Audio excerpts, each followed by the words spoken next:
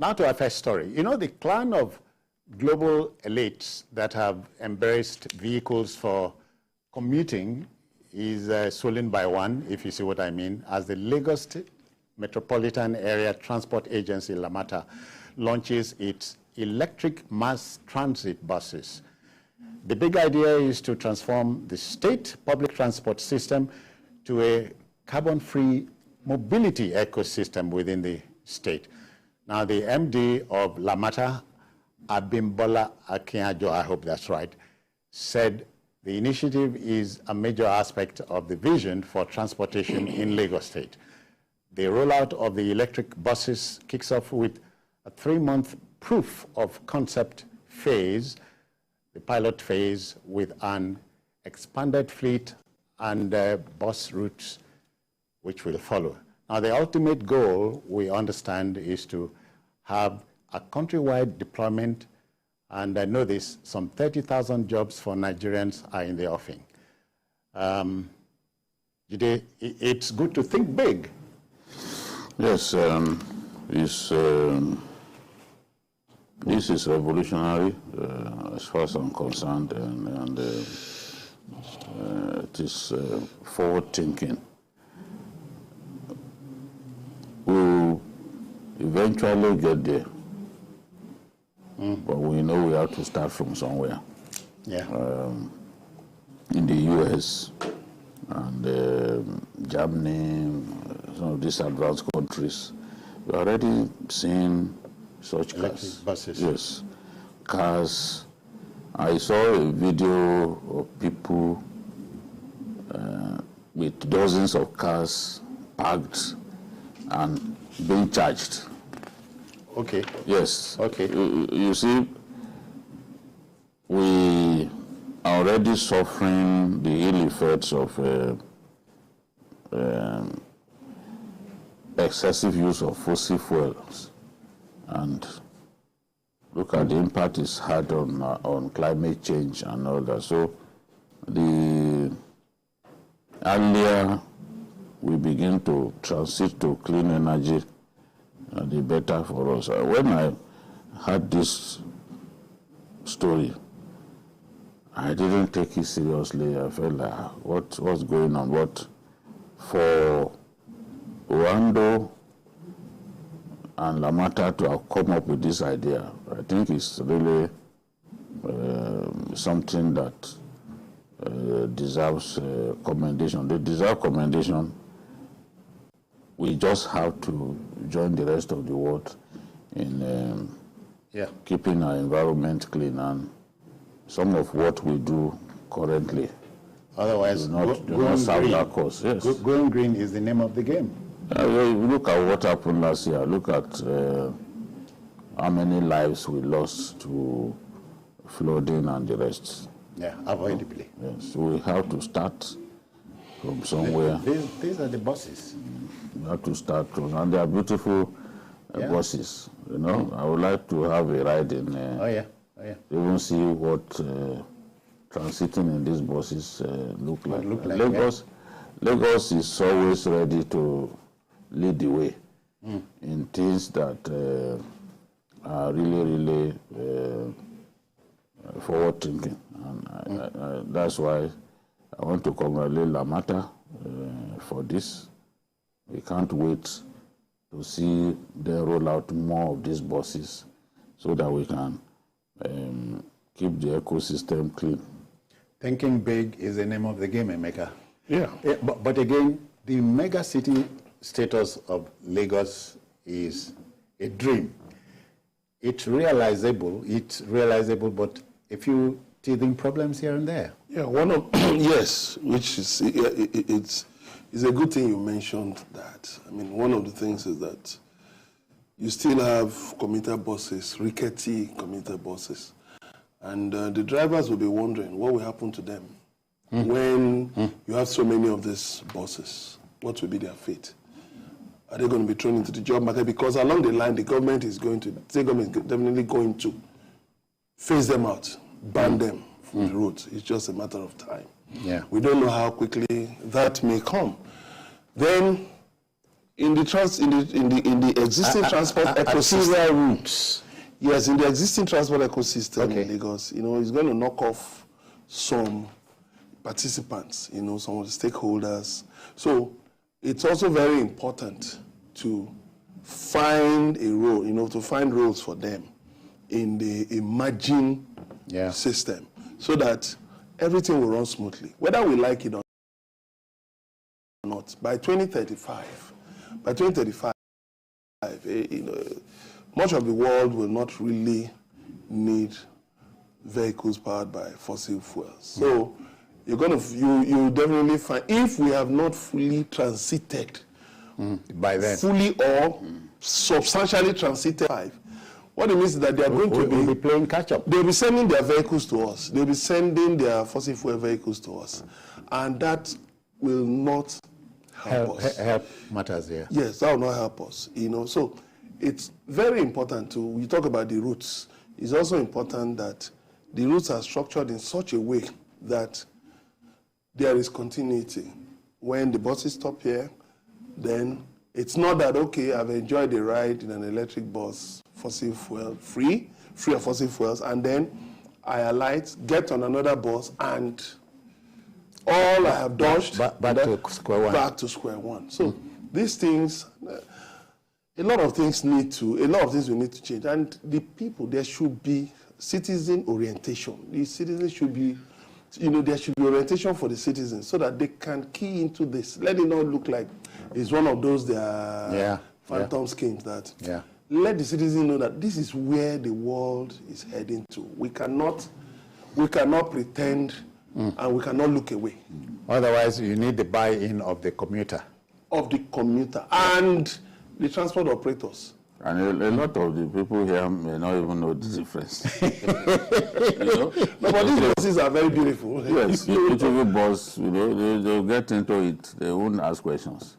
Oh, is it powered by the diesel, gas, and the rest? Yeah. They won't ask this question as far as they know it will take them to their destination. One of the things that actually, one of the attractions of the BRT buses, let me just tell you, those blue ones, was that people could charge their phones in those buses. See the interior. See how beautiful the interior is. Yes, people could charge their phones in those buses. That was one of the attractions of those blue buses. So with this, I hope there will be some functionalities, little perks that obviously. that the commuters will enjoy and will make them swing. And I think they should also consider taking these buses to Abuja. Maybe when they are coming up with the second phase, Wando has to be encouraged. They said Abuja and Kano are becoming similar to Lagos in many ways. Abuja is the second fastest growing city in Nigeria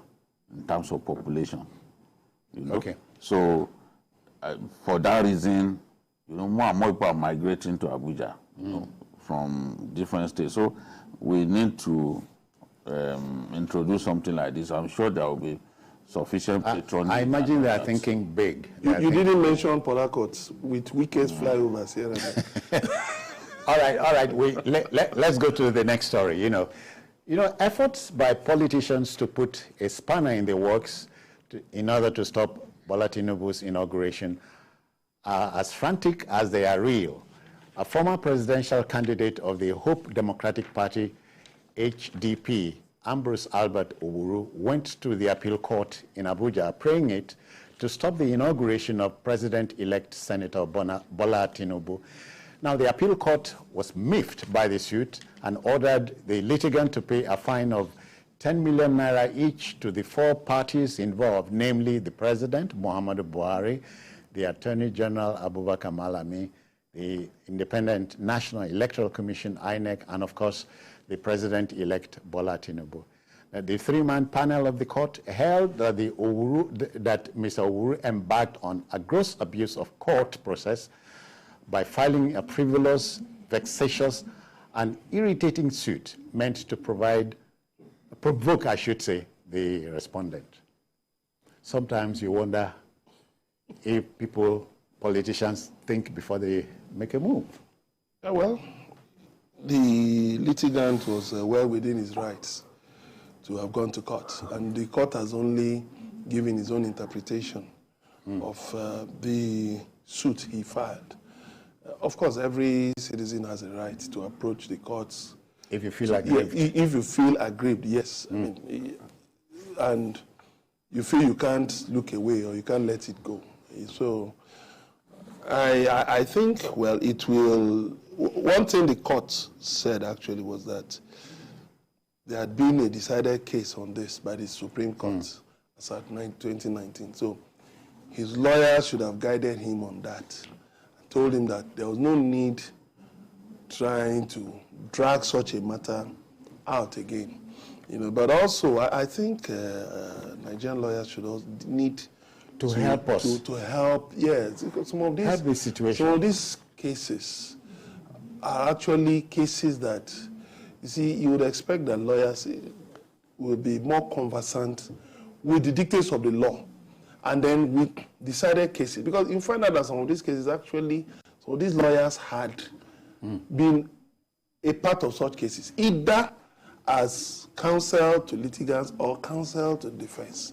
So you expect them to enrich the law. Process, but, well, you just find out that with the way the appeal court has ruled, I don't know if it's going to head to the Supreme Court, since the appeal court referred to the Supreme Court by saying that it had decided on it. On the so, matter. well, it's also part of, it's enriching the jurisprudence, at least it's helping us to better understand issues around elections, around inaugurations, and all of that. Judicial, at the risk of repeating oneself, politics is not quite exact. This is not even politics to me. It's just silliness taken too far. A case brought by you had reached its conclusion at the Apex Court. Previously. Yeah, in 2019. You then went back to a lower court, still talking about the same matter, claiming that you won the 2019 election, claiming that the rescheduling of the election impacted on your performance.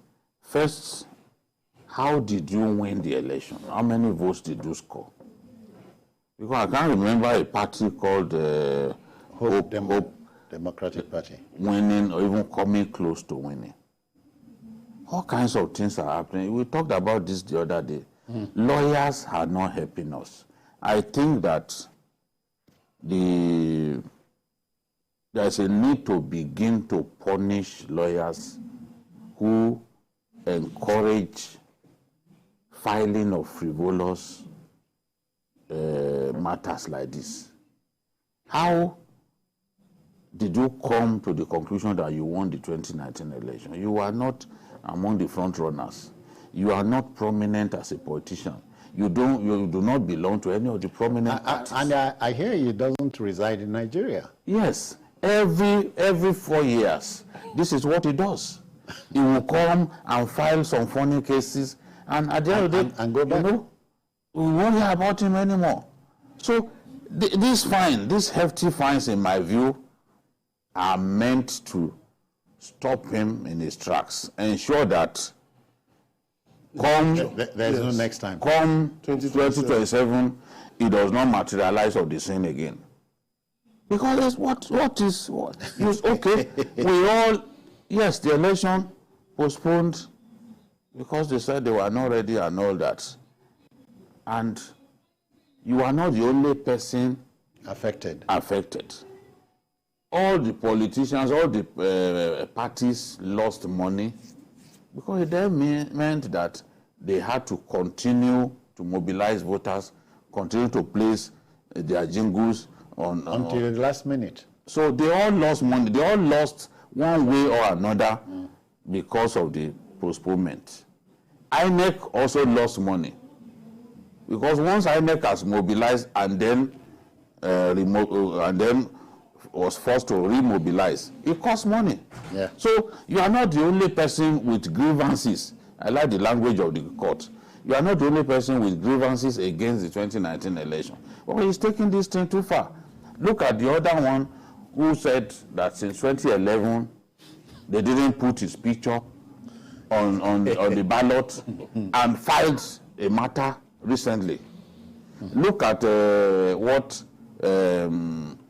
Minister of State for Education, look at what he did.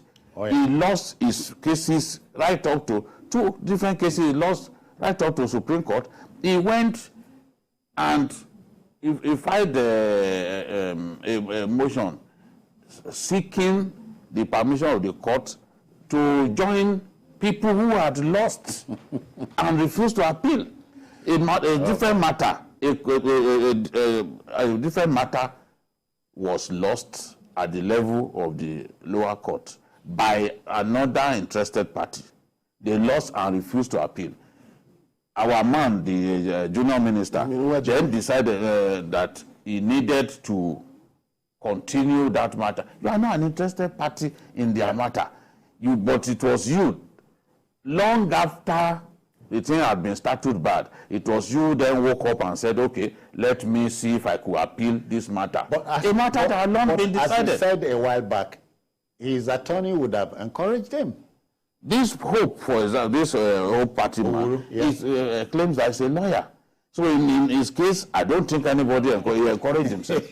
He must have felt, okay, I'm a lawyer, what the hell, I can fight this matter. Yes, he can represent himself. Yes. So all kinds of people, sometimes they don't even find out whether such cases have any meaning at all. Look at people who got up and said, okay, they are from Abuja, the Abuja residents, then that Tinubu is not qualified to be inaugurated, and they went to court. And the law is clear. Yes. The law is clear. You are not a candidate in the election. You are not directly. You don't have a local standard. You have no local standard. And they doing press conferences all over the place, hitting up the politics, saying they are Abuja people, Abuja residents, people who used to be in Lagos, found themselves in Abuja. They are going to court, not thinking about the fact that they are not permitted by law to challenge the man who had won an election. Those who can challenge him are the people who have taken him to a court, to the tribunal now. They are the people who took part in the election. You are not, you didn't take part. You are not a contestant. So how come you didn't know that? Because if the law were to permit just anybody to sue somebody who won an election, come on. Everyone, all of the people making all the noise on social media, some of they will file different cases. Are you not aggrieved one way or another? They will file their different cases. They will file different. I'm not a politician. I have not complained to anybody that I'm aggrieved about the way the election went. So we just can't continue like this. Yeah. We say our courts have too much to do. So much. Yeah. And these guys are worsening things by bringing cases that they should not bring. Look at what happened in Anambra State. Somebody went and filed a matter at Breeding Kudu in Jigawa State. Against Soludo. It just wasted the time of the court. And a lawyer led him. Yes. You know, they kept going. And they got judgment. They got judgment. The lawyers know what they are doing. They know what they are doing. They got judgment. On the other hand, are the politicians do they know what they're doing? Well, politics is a game. Okay. And part of the game is finding different means to achieve your objective. But I think really the courts should be, lawyers and politicians should help the situation. The situation should help the process.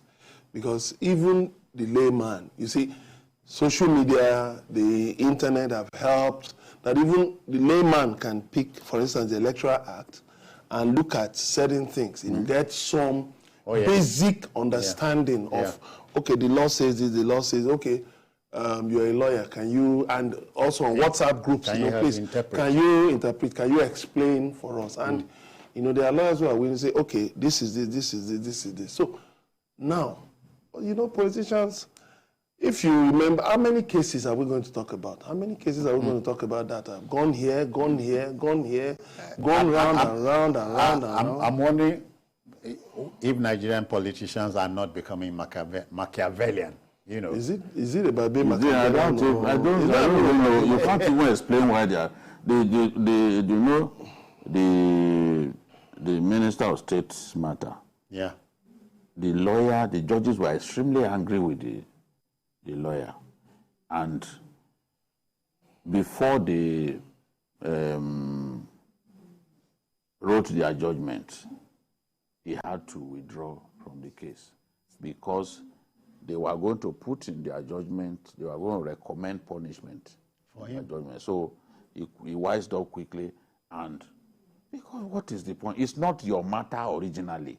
It's somebody else's matter. That person didn't think it made sense to appeal. You have lost at the Supreme Court. You now apply to join those people and then appeal long after the matter had been dispensed with, and the time ceiling within which to file an appeal had already passed. Okay, our job is to mold opinion. Your business is to make up your mind.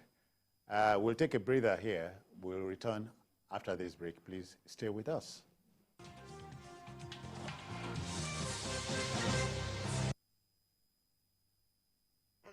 This is the University of Africa. On the streets, you get your real education. Here, everybody has a degree of something. But the most important qualification is imagination. Her reason to imagine is slay. His reason is to be the goat. Theirs is to take the beat and make it lit. They want to test edgy until it is fire. Their reason for imagination is to add riz in style. Her reason to imagine is finesse. And hers is to find what's new and bussin'. So no matter what your situation, just use your imagination.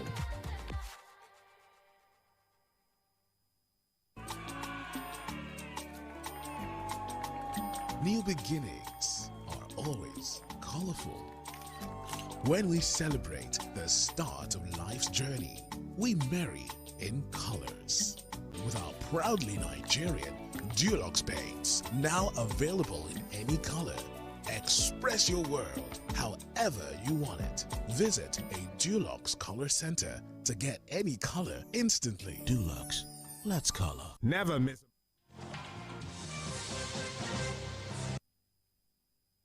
All right, then, welcome back to our next story. You know, as the 8-year presidency of Muhammadu Buhari terminates in 3 days on May 29, if you like, a conferment of national honors on the president-elect Bola Tinubu and the vice president-elect Kashim Shettima was on the cards as the Presidential Transition Committee rounds off.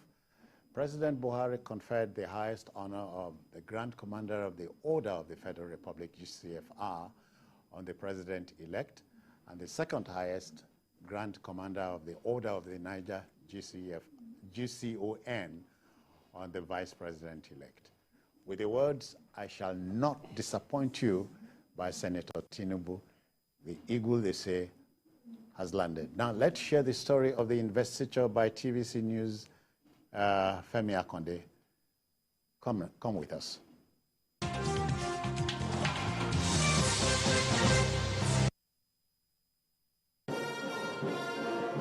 President-elect Bola Ahmed Tinubu arrives at his investiture of the Grand Commander of the Federal Republic. This is the first time an outgoing president will bestow the country's highest honor on an incoming president of the Federal Republic. President Muhammadu Buhari will certainly take most of the credit for this smooth civilian-to-civilian transition. As he bows out on the 29th of May, he is confident that Nigeria will be in safe hands and under competent leadership. Today, I am proud to have handed over to you, my successor, Your Excellency Bola Ahmed Tinubu.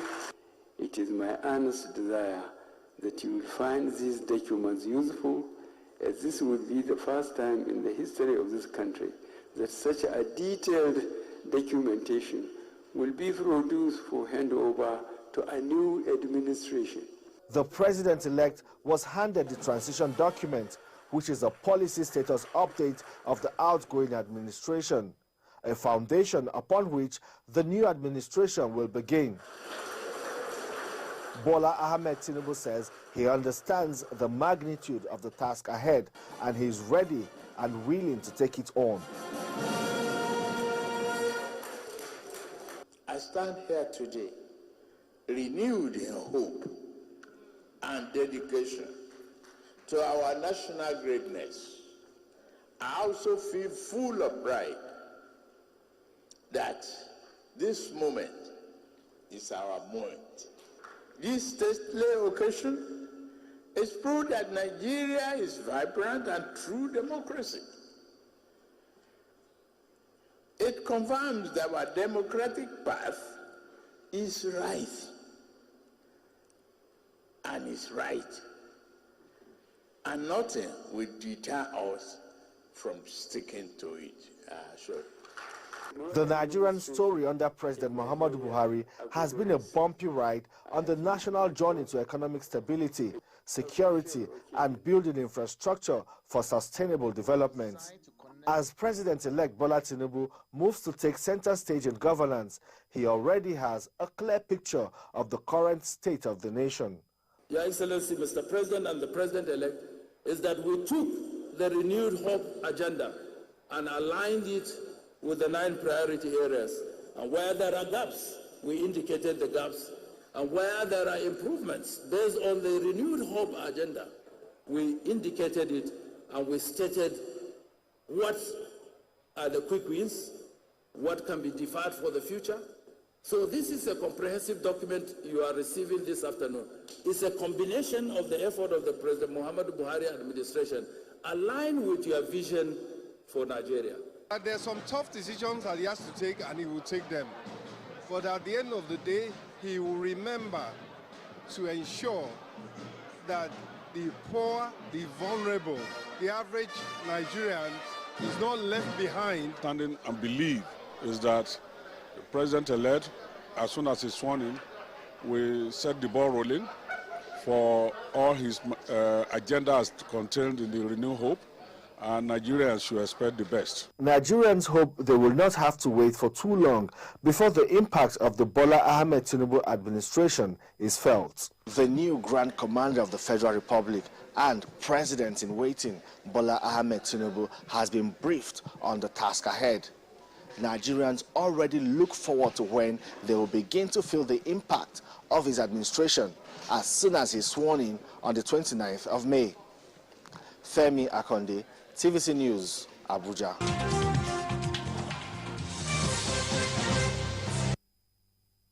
People have said they want to ensure President Buhari will hand over. But I've not seen anything that he has done in the last few months and weeks and days. To disabuse your mind? Yes, to suggest to me that he has no plan to hand over. Yes, people have encouraged him to stay on, and at every opportunity he will say, I'm not staying a day longer. He comes across like someone who cannot wait to return to Daura, his hometown. So this ritual has been performed. The next significant ritual in terms of transition is what will happen on May 29, and it is usually a very solemn and brief event. No time for long speeches and all that. Just a very short ceremony, and a new president will take over. President Buhari has handed the baton to Bola Ahmed Tinubu, and he said for effect that he's happy to to hand over to him, that he's convinced that Nigeria will make progress under Ashwaji Bola Ahmed Tinubu. I'm happy that Ashwaji Tinubu knows what is at stake. When he said, I will not disappoint you, he ought to know that Nigerians are listening and watching. They want to see him honor his word, because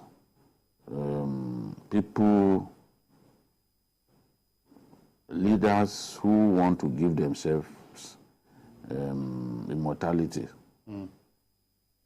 they must honor their word, because you must have made promises during the campaign, and you have to do your best to fulfill your promise. Nigeria needs change across different areas. That's it. You know, I can say in all spheres of our national life, we need change, and the president-elect must deliver that change, real change, not change on paper.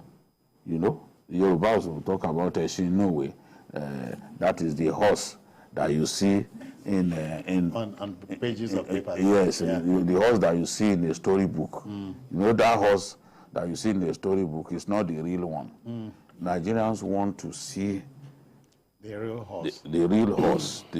Possibly not so it. You have to move beyond promises to fulfill the promises that you made to our people. Yeah. Emeka, the expectations are great. Immense. Immense. Because Nigerians are highly disappointed, traumatized. Yes, look at the killings that have been going on in the Middle Belt. You know, even in the Southeast, in the Northwest, ISWAP is still rampaging. And there were 3 areas that President Buhari said he would concentrate on: corruption, security, and the economy. But on those 3 fronts, I don't score him highly. It's a mixed bag. I score him lowly, yes, because Nigerians expected that things would not be at this level. They expected that a lot of that tact and diplomacy would be applied in some of the decisions he took. But apparently, he misjudged the impact, the severity of some of those decisions. And again, it happened that he was president at the time of back-to-back recession, global recession, and the COVID-19 epidemic. But he's also to blame for the delay in appointing ministers 7 months into his administration. But thankfully, the National Assembly has helped in part to prevent that from happening again by passing a law that the president and governors should send their list, constitute their cabinet within a month of taking over. So, which I believe will help to shape the direction of a new administration. You don't have to, I mean, before you are inaugurated, you ought to have known people whom you want to work with you. It's not when you come in like the First Lady was saying, Buhari, that many of the people Buhari appointed, he didn't know them. So, okay, why didn't you appoint people? Appointed them for him. I mean, but there were people who were working with you. There are people you had known for a long time. And don't forget don't forget that he is not the sociable type. Yeah, I know. He did not know people. But this man, this elderly man, I forget his name, that helped him to do his transition notes in 2015. Man from Adama is dead now. Yes, I don't remember his name, but I think Ahmed Jordan. Yeah, Ahmed Jordan. He did, the man was very methodical. He did, if you read his notes then, there were things he recommended. And I don't think, Buhari apparently didn't go through those notes. He didn't follow those notes faithfully. So it's very important that... You don't think it was somebody who should have pointed the thing out to him? No, it's very simple. Now you are the president. You can ask your principal secretary or some aides to just give you bullet points. Because I met Jordan. That was first-class civil servant, first-class permanent secretary. So he's one of the super pump sec. Yeah, super pump sec. So such a person drew up transition documents for you. Should have just asked your principal secretary to develop bullet points for you to say, okay, these are the things, this is how we will go. But apparently, he just dumped them by the side. So if you look at Obasanjo, yes, Obasanjo had friends across the length and breadth of our country. Even had houses in different parts of our country. I was in Mambila, and they showed me Obasanjo's house. Even farms. In Mambila. You know, so Obasanjo would not need anybody to appoint him, and he was very familiar with people. And you can credit Obasanjo with some really solid people as ministers, whether they were women, you know, people like Okonjo Iweala, you brought them onto the scene. The woman at NAFDAC, you know? Dora. Oh, yeah. Yes. Obasanjo was told that Dora, you know, Dora honest, went abroad for training, with excess money and all that. I think 13,000 pounds also. Obasanjo looked for him, for her. On the day they were opening the NAFDAC headquarters in Abuja, Obasanjo told the story of how he discovered Dora. What I'm trying to say is that Buhari was not caught in the same cloth. Yeah. Someone like Tinubu, you're saying very sociable, the number one he knew people. The number one citizen must be an extrovert. To a large extent. To a large extent. He will know, so people can't mislead you by recommending people. Because you already knew them. That's it. You know? So we will not expect the incoming president, for example, to have that kind of nature. Okay. Because already he had friends across the country and very sociable. Jide, everything is encapsulated in the statement by the president-elect. I will not disappoint you. So that's I will not. That's a weighty statement. It is. That's a weighty All right, statement. so we go to our last story. You know, in a season of litigations, as we have now in our country, politicians are getting smarter by getting lawyers instead of conscience to be their guides. The People's Democratic Party, PDP, had filed a suit before the Federal High Court, Abuja, challenging the validity of the Tinubu-Shettima 2023 presidential election.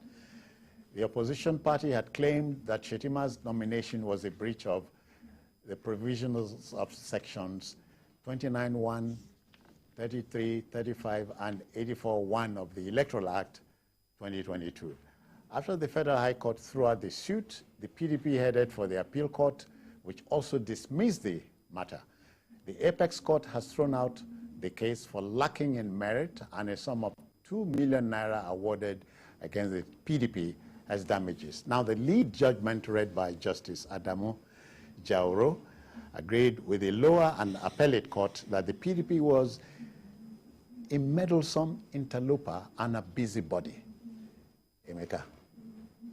I think the PDP, having filed a petition at the tribunal, at the presidential election petition, I don't know what they sought to achieve by that suit, because it was so clear that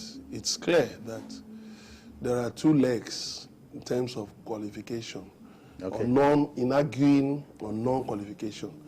There is a pre-election, there's a pre-election and there's a post-election. The pre-election, according to the Electoral Act, very clear that it can be challenged within 14 days of primaries by fellow contestants.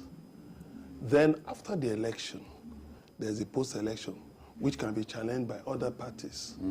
So delving into this matter from the pre-election angle, I don't know what they sought to achieve, but the justices in their wisdom have said that there was the lawyers actually didn't marshal the arguments according to the law. because it was so clear. I understand that the lawyer to Atiku at the Supreme Court, he pleaded 2 new arguments which were not there at the appeal court. Okay. Now, coming out to the Supreme Court. So, definitely, I think, well, it's interesting the way the suit has turned out, even though that matter is one of the issues pending before the Presidential Election Petition Tribunal, Elections Petition Tribunal, in terms of non-qualification.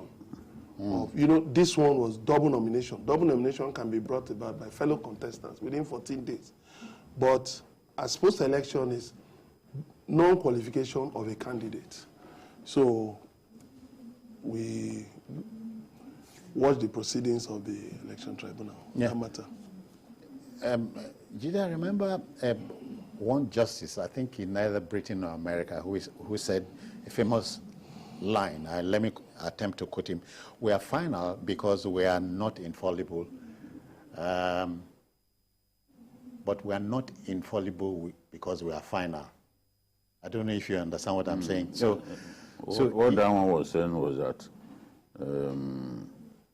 yes, their decisions are final, but it does not make them infallible, that they can make mistakes, judges can make mistakes.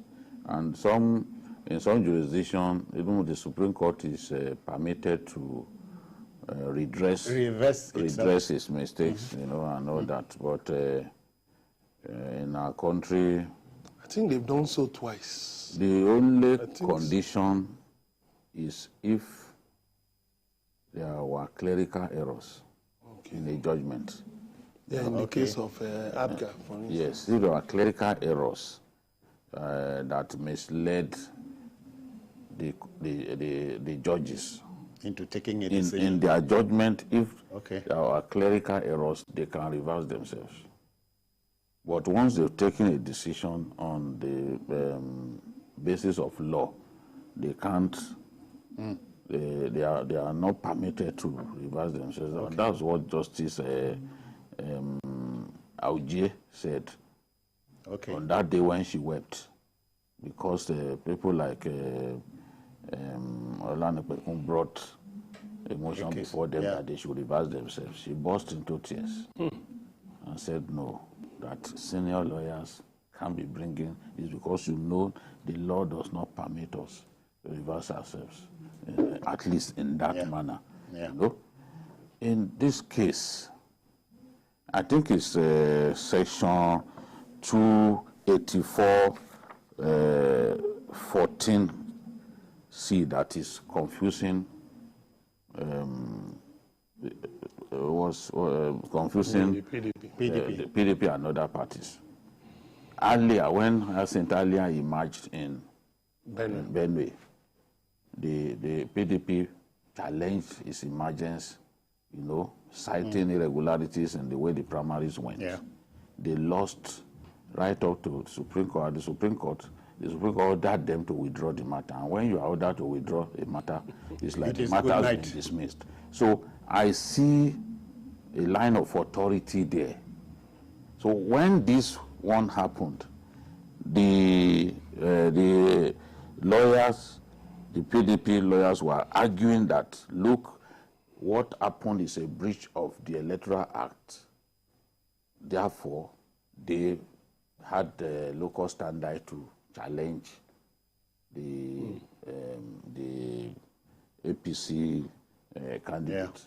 But the judge said section 284C, that's the 14C, Justice Jauro, said the Constitution does not extend to a party poking into the affairs of another party, no matter how pained and disgruntled it may be, that that section, in terms of its interpretation, it does not extend to political parties outside of the party involved. Yes, you can only the nomination candidate is an internal matter of a party. you can't get outside your own party to challenge nomination in another party. Okay. So that's what. Otherwise, what are your interests? He's saying that, look, you can challenge INEC, for example. You can challenge INEC, say, look, this person, you can go, but not the party. Not, you have to be, you do not belong to APC, therefore you cannot challenge this matter. And you cannot be aggrieved. Yes, you can't be aggrieved. Even on the merit of the matter, they also touch a little bit on the merit of the matter, you know. When you look back, this Kashim Shettima did not know that he was going to be made vice president. Running mate. He was already the senatorial candidate for Borno Central, but he wrote a letter rejecting the senatorial seat. I mean, ticket, while hoping that, okay, since I've been nominated for vice president, I prefer this. Give up. As far as the court is concerned, it is the intention that matters. It is not the time that that letter got to INEC. Okay. A letter could get late to INEC, but it is on record that he sent a letter to INEC to say, look, I do not want to contest as senator anymore. So the court was looking at his intention that indeed he did not want to run. Citing Uche Nwosu, citing Uche Nwosu was wrong, because Uche Nwosu was candidate for two parties. Yeah, in Imo. In Imo. I remember. Candidate for APC, candidate for Action Alliance. Yeah, yeah. You know, so, yes, the Supreme Court disqualified him for double nomination, but these cases are different. Nobody comes out to pick nomination form for vice president. You are appointed. Appointed, yeah. So at the there was no time. At the pleasure of the presidential flag bearer. There was no time that Kashim Shettima got up to say that, look, give me that form for vice president. Yeah. So he only obtained nomination form for one position. Yeah. And in the end, he gave up that position, and Kaka replaced him as candidate of the party. He did not enter the race contesting for two different positions. Yeah, yeah. So there was even no basis for this in the first place. And I think that so long as it is the internal affair of nomination, is an internal affair of a political party, you cannot get involved. So look at the extent. Might I mention 1999, although Emeka and I broached it. He had even won the election as governor. That's it. And Boni Haruna had to take over his place. Yes. But nobody went to court. No, they went to court. They challenged Boni Haruna right up to the end. Oh, really? Of course. They challenged him right up to the apex court. What was the prayer? That he shouldn't take that position. You know? In this case, look at what we had some days before the judgment, that Tinubu was looking for a way to get Buhari to declare a public holiday today, Friday, so that the last opportunity to have him disqualified would be scuttled. I mean, these same people had lost at the lower courts. And the federal court dismissed the matter of this. So, for me, I wasn't surprised that this was how it ended. Some young journalists interviewed me at Max FM last night. I told them, I said, tomorrow, come and meet me. This matter will be dismissed by the Supreme Court. Quote me. It was Marvin, the GM, that brought them to me that they shouldn't. I said, this matter will be dismissed by the Supreme Court. Tomorrow evening, come and meet me, remind me of what I said. Because the law is the law. So you don't belong to their party. What's their business with who got nominated for Emeka, and this appeared to be a last-ditch attempt to scuttle May 29. Well, if you ask me. The court thought otherwise and ruled otherwise. As the court pleases. As their lordships please. Yeah. As it pleases the lordship. And it's still a very, still one of the key issues before the tribunal. Yes. You know. Okay. So yes, it's there. It's still. I'm not going to hazard a guess as to what will happen. It's not our duty, so that they don't take me before those judges. But in my heart, I know what will happen. Especially on this matter, the law is clear. We are taught not to opinionate, so we end it here. Last take from you. Yeah, well, let democracy thrive and let the interests of Nigeria be paramount. And I hope that politicians will work together for the good of the country. And that those who attorneys will give us a break. Yes, those who are aggrieved, their rights to approach the court should be respected. They should not be demonized for approaching the courts, like you see some people doing. And then when the courts rule, well, so be it. So be it. Well, it's a good thing that the court doesn't stop you from approaching it. But I still think that some lawyers are behaving in an irresponsible manner, wasting the time of the court, filing silly, frivolous cases before the courts, and they need to be punished. And thankfully, they need to be punished. The courts don't suffer fools gladly. No. I've seen even former CJ, and I saw what he did to a judge in a case involving Ondo State. You know, when they were desperate to make sure that Jagede was not a candidate in the election, they kept kicking the can down the road, until the CJ took over the matter by himself and punished the lawyers right in open court. All right, it has to continue. The backroom boys say our time is up, so we must obey them. Thank you, Emeka, for coming. Thank you very much. Thank you, Jide, too, for your time. That's it on our show. If you missed any part of it, join us at 11 later tonight for a late edition. And of course, don't forget, on Sunday, we expand the field for you from 1:30 to about 3:30. We are also on YouTube at youtube.com/TVC News Nigeria. I'm Citizen Jones Hussein. Bye-bye now.